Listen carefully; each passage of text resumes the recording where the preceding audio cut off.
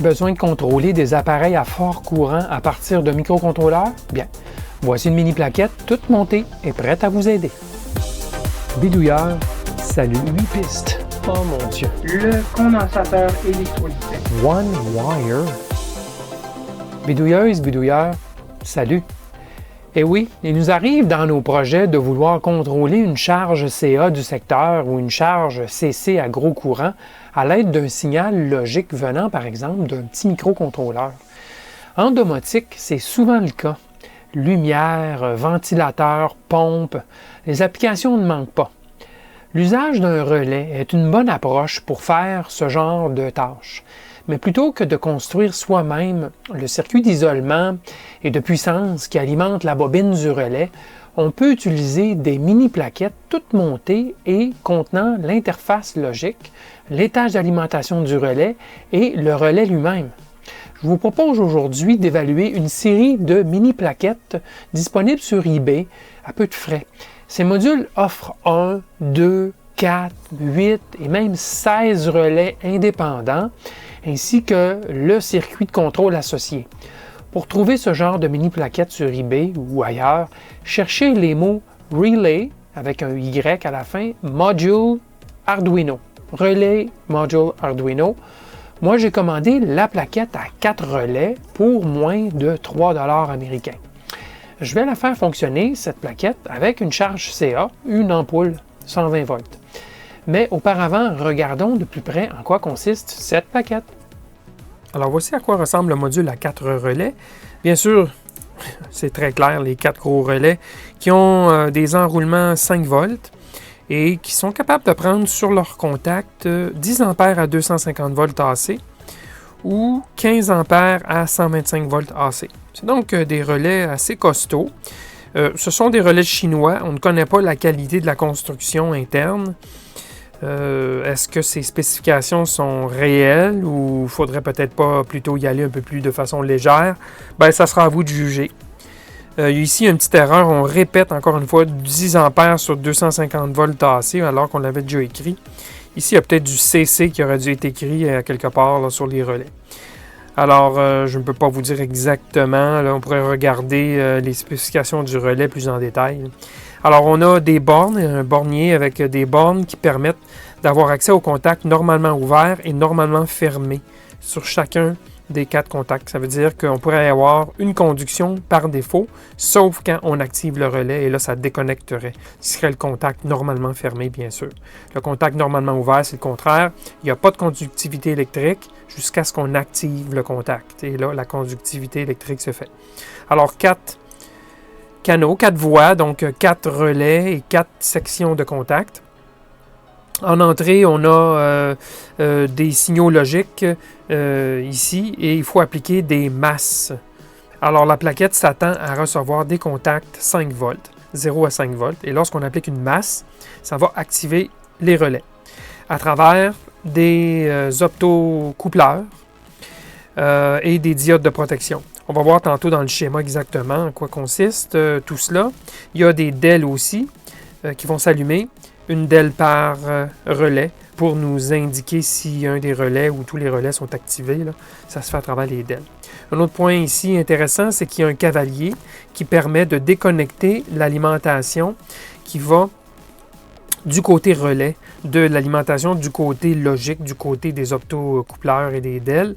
La raison de ceci, ce serait qu'on voudrait arriver ici avec une alimentation séparée, indépendante de l'alimentation logique du côté des relais pour fournir plus de courant et s'assurer qu'il y a moins de parasites électriques, étant donné les bobines qui sont activées, qui retourneraient dans le circuit. Alors, on peut arriver avec un 5 volts séparé ici. Sinon, on met le cavalier et tout fonctionne sur le même 5 volts. De l'autre côté de la plaquette, il y a un fait à noter. Les contacts qui sont sur le CA, c'est-à-dire ces 3 contacts-ci, sont, on peut dire, sur une zone séparée de la plaquette. Et il y a ici le contact commun. Celui-ci, bien, il est contourné d'un sillon dans la plaquette qui passe bord en bord pour faire une isolation additionnelle entre les contacts 5 volts de chaque côté, de part et d'autre, là, les contacts 5 volts de la bobine du relais et le CA à haute tension. Alors, ils ont creusé un sillon pour isoler cette broche des deux autres, là. Donc, il y a une bonne isolation de la partie CA, là, de la partie contrôle logique CC. C'est à peu près ce qu'il y a à dire sur ce côté-ci. Et ça couvre pas mal ce en quoi la plaquette a l'air. Regardons maintenant le schéma électrique. Alors, voici le schéma électrique de chacun des 4 canaux, si vous voulez, de la plaquette. On a en entrée notre broche qui, lorsqu'on applique un niveau bas, vient faire le chemin électrique à partir du 5 volts à travers une résistance pour limiter le courant et en série avec l'optocoupleur, donc la diode de l'optocoupleur et la DEL. Alors, on applique une masse ici, courant circule, ce qui active le transistor ici. Le 5 volts est aussi envoyé de ce côté-ci, donc cette partie-ci du transistor va être soulevée puisque l'émetteur et le collecteur vont devenir à peu près à la même tension, c'est-à-dire 5 volts. Ici, le courant va circuler dans le transistor, donc va venir polariser la jonction PN de ce transistor-ci, ce qui va venir appliquer une masse ici. Et comme il y a 5 volts sur l'autre côté de la bobine, bien la masse ici va venir activer le relais. Je vous ai mentionné qu'il y avait des contacts normalement ouverts et normalement fermés. Alors, 3 contacts, et le point commun bien sûr, 3 contacts pour chacun des 4 canaux, des relais. Diode en roue libre pour protéger le circuit électronique. Maintenant, si j'avais une critique à faire, c'est que même si on déconnecte ici le cavalier et qu'on vient insérer 5 volts ici, il en demeure pas moins que tout le circuit est référencé à la même masse. Ce qui vient un petit peu mettre, si vous voulez, le bénéfice d'avoir un optodétecteur ici, ça vient éliminer un petit peu ce bénéfice-là. Oui, ça va continuer à offrir une certaine protection pour empêcher un retour de pulsation électrique à travers l'optodétecteur ici et sur l'entrée logique. Mais il aurait été très intéressant que la mise à la masse de ce circuit ici soit séparée complètement, différente de celle-ci, du côté logique. Il me semble que ça aurait été plus intelligent de faire ça comme ça. Malheureusement, ce point-ci et ce point-ci sont sur la même masse. D'accord? Donc, il n'y a pas tout à fait une isolation électrique comme on le souhaiterait dû à l'usage d'un optodétecteur. Moi, c'est le seul point faible. Cavalier ici, parfait. C'est bien qu'il y en a mis un, excellent, mais il aurait dû y avoir un cavalier aussi sur la mise à la masse. Là, vraiment, ça nous aurait offert 2 côtés galvaniquement complètement isolés, ce qui n'est pas le cas. On ne peut pas dire que les 2 côtés sont galvaniquement isolés tel quel. Sinon, bien, le circuit, c'est simple et ça va fonctionner bien. Pourquoi avoir utilisé un autre transistor ici? Tout simplement parce que le transistor de l'optodétecteur, l'optocoupleur, pardon, à l'intérieur ici n'est pas suffisant, risque de ne pas être suffisant pour prendre le courant de la bobine ici. Donc, on doit mettre un autre transistor externe juste ici, pour donner une chance à ce petit transistor-ci. Sinon, ben, c'est relativement simple et ça fonctionne bien.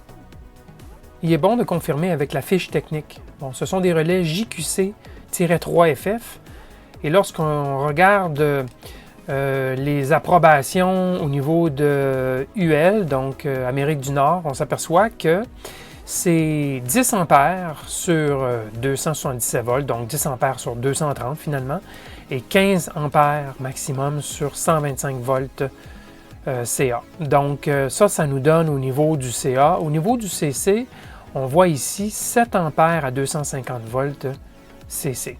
Alors je ne serais pas trop inquiet de mettre plus de courant sur une tension plus basse, 10 ou peut-être même 15 ampères à, mettons, 12 volts ou 24 volts. Je ne crois pas que ce serait un trop gros problème. D'ailleurs, on le dit ici, c'est 15 ampères maximum. Donc, ça, c'est bien sûr la limite là, vraiment supérieure.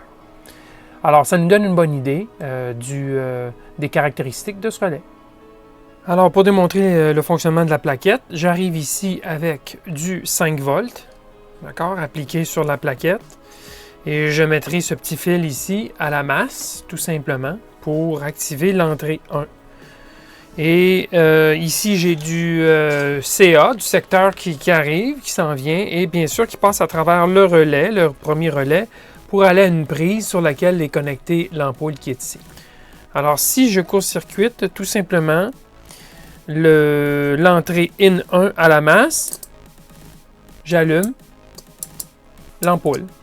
Et vous noterez que la DEL 1 s'allume. Je ne sais pas si c'est évident dans la vidéo. Oui, on le voit. Alors voilà, ça c'est le fonctionnement du circuit. Vous excuserez le mauvais contact, ce n'est pas un interrupteur. Au bouton poussoir, c'est simplement moi qui touche la masse avec le bout de fil. Mais le circuit fonctionne très bien, sans aucun problème. Une vidéo vite faite, puisque c'est un produit somme toute assez simple, mais très utile cependant. C'est bon d'avoir en réserve ce genre de mini plaquettes. Je ne sais pas pour vous, mais moi, je peux facilement penser à des usages pour ce genre de plaquettes avec relais.